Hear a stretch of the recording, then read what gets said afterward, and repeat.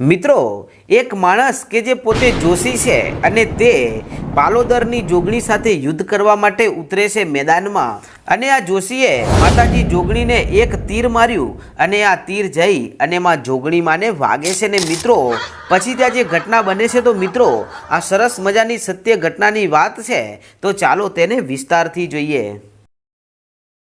મિત્રો, મહેસાણા જિલ્લાના પાલોદર ગામમાં માં ખપ્પર જોગણીમાનું મંદિર આવેલું છે। તો મિત્રો તેનો સતયુગ વખતનો એક જોરદાર ઇતિહાસ છે, તો ચાલો આજે એ ઇતિહાસને તાજો કરીએ।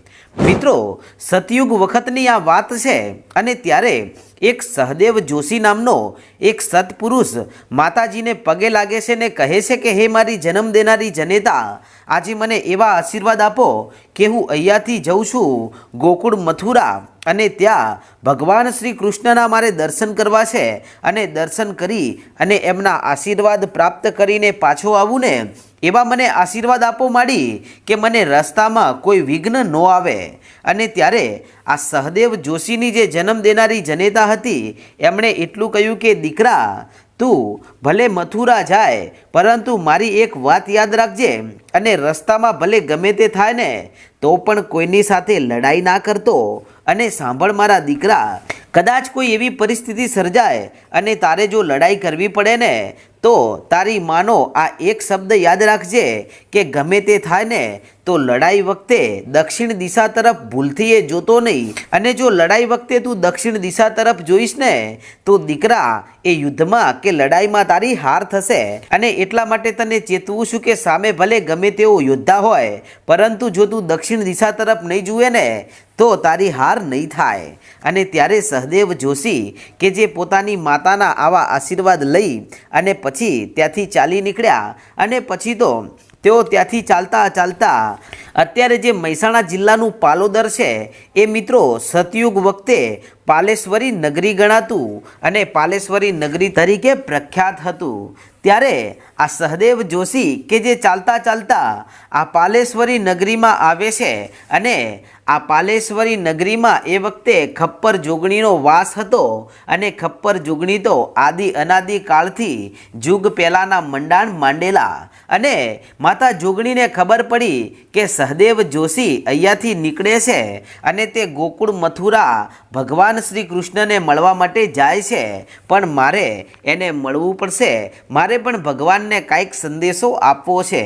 આમ આટલો વિચાર કરીને પછી તો માં જોગણીમાં કે જે સહદેવ જોશીના વચ્ચે આડા આવીને ઊભા રહી ગયા અને કહે છે કે કોણ છે તું, ક્યાંથી આવે છે અને ક્યાં જઈ રહ્યો છે?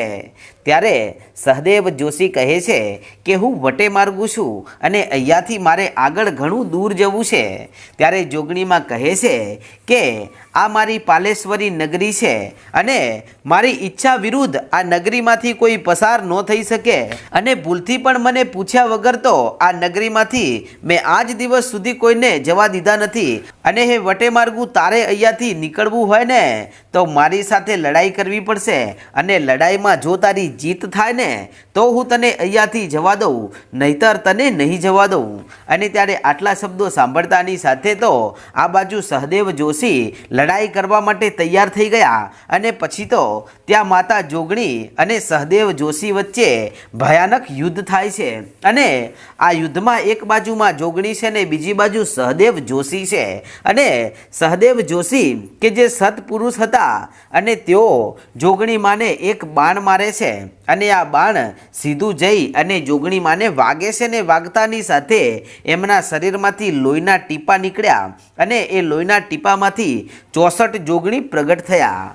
અને પછી તો આ જોગણીમાં વિચાર કરે છે કે સહદેવ જોશી સત ચોઘડીએ જન્મેલો સત્પુરુષ છે, હવે આને ખબર કેવી રીતે પડે કે આ પાલેશ્વરી નગરીમાં ખપ્પર જોગણીના બેસણા છે।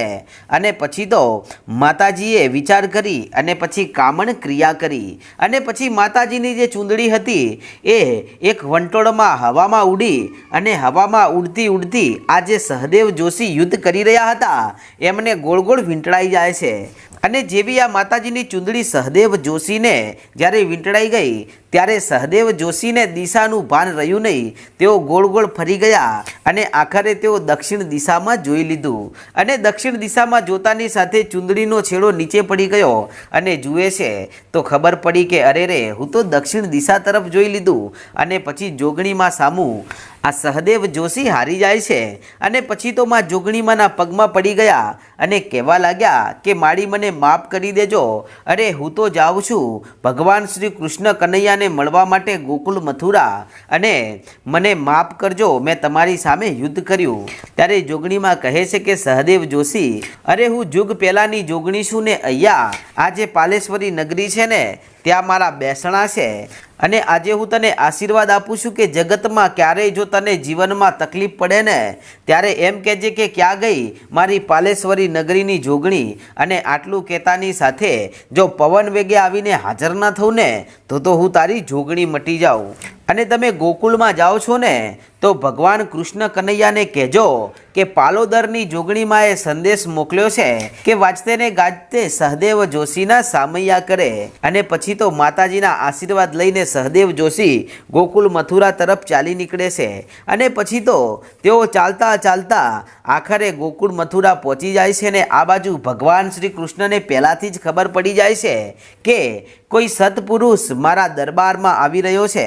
અને પછી તો વાજતે ગાજતે એમના સામૈયા કરી અને એમને મહેલમાં લઈ જવામાં આવ્યા. અને ભગવાન શ્રી કૃષ્ણની બાજુમાં જ એમને આસન આપવામાં આવ્યું. અને આ રીતે તેઓ ભગવાન શ્રી કૃષ્ણના દર્શન કરે છે. ને દર્શન કરી અને મિત્રો આમાં જોગણીમાં અને ભગવાન શ્રી કૃષ્ણની લીલા હતી. અને આથી માં જોગણીમાં સહદેવ જોશીની જોગણી તરીકે તેઓ પ્રખ્યાત થયા. અને સતયુગમાં પછી એક એવી પણ ઘટના બની હતી કે આ પાલોદરના માં જોગણીમાંને બે ભક્તો પૂજા કરતા, જેમાં એક હતો નાયક અને બીજો હતો બ્રાહ્મણ. બંને જણા જોગણીમાંની ખૂબ સેવા પૂજા કરતા. પરંતુ એકવાર આ બ્રાહ્મણ અને આ નાયકના વચ્ચે ઝઘડો થયો.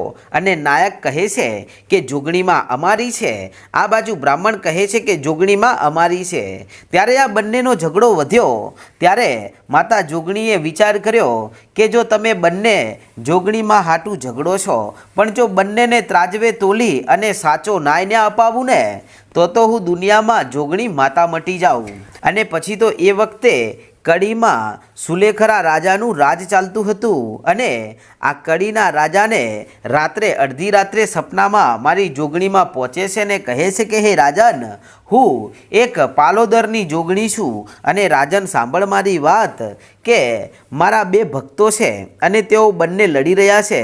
અને એક નાયક કહે છે કે જોગણીમાં અમારી અને બ્રાહ્મણ કહે છે કે જોગણીમાં અમારી. એનો તારે ન્યાય કરવાનો છે. બોલ રાજન, કરીશ કે હા માડી, કેમ નહીં? કે તો સાંભળ રાજન, નાયકના પગમાં સોનાની બેડીઓ પહેરાવજે અને પછી મારા મંદિર ઉપર ચડાવજે.